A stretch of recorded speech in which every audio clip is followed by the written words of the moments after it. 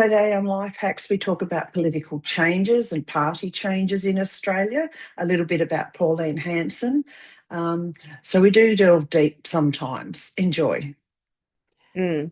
Well, one thing that I was listening to a Pauline Hanson interview recently in the last few days, and this was something that she said that you know, took a hold in my mind that I took note of.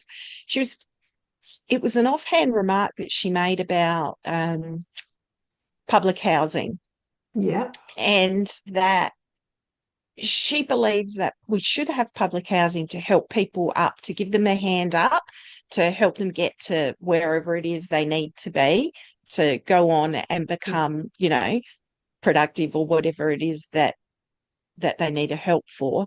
But she doesn't believe that anybody should have public housing for decades. Mm. She said you shouldn't get public housing, in your 20s and still have it in your 60s. It just shouldn't occur. That you should have it when you need it. You take that hand up, then you go off and you become self-supporting and let the next person who needs help in. Yes. I thought that's interesting. I've actually haven't heard a politician say anything like that before. Now, they may have, and I just haven't heard it because I don't listen to all the politicians.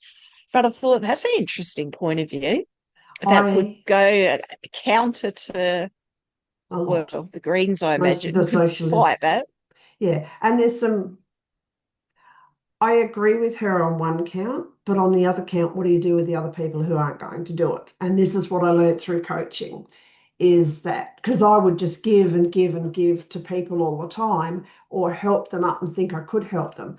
The reality is some people psychologically are locked in a certain level of life, and until they're prepared to change that thinking, they're not going to step out of it. If you've got people that are generationally poor, they think everybody in the world has housing, that everybody in the world is at their level because they can't see out of their own group. And then the other argument, like I've had with people about jobs, we need to give these people jobs. They're not, some of them aren't going to work. And having come from a business ownership situation, I don't want them working for me. I would rather pay a little bit of tax and go, just send them over there, let them play their games or whatever. But I don't want to have to employ them because they're probably going to destroy something because we had somebody who did. Yeah, well, I know, because even then the whole industry that's grown up to support these people, because in theory we're going to get them a job, but they're just 15, 20, 30 years later they've never had a job, but we're still supporting them in these systems. And I think, well, that's just costing us money needlessly. There are certain parts of our society that maybe we just need to accept they're never going to get a job because I'm exactly the same. I've been an employer as well, and there's no way I would have had them working for me. Exactly. Yeah. But then you've also got the other cohort, which is the unhealthy for some reasons. My friend has two disabled, a niece and a nephew, brother and sister, severely disabled, mentally, intellectually, and they live they've now been separated. They lived in a unit for many years together.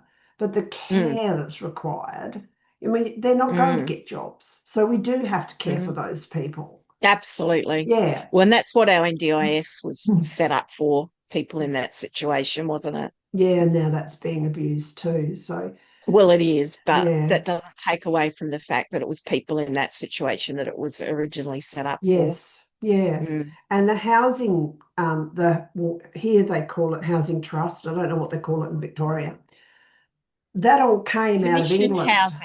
Commission housing out of, it was council housing in England, and it still is council housing in England. That was cultural. That was